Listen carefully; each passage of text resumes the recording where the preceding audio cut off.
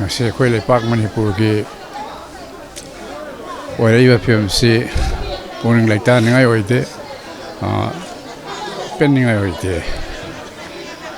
thorok khiwa chahi ani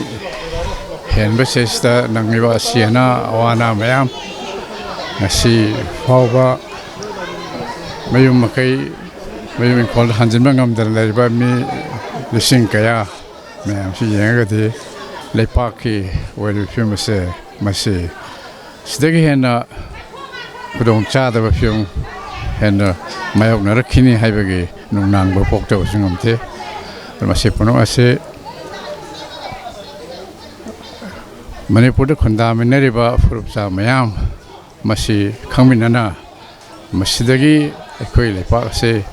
kunai ase Furup sa mayam ase amung Henna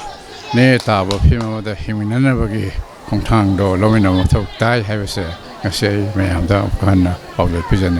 Thank you.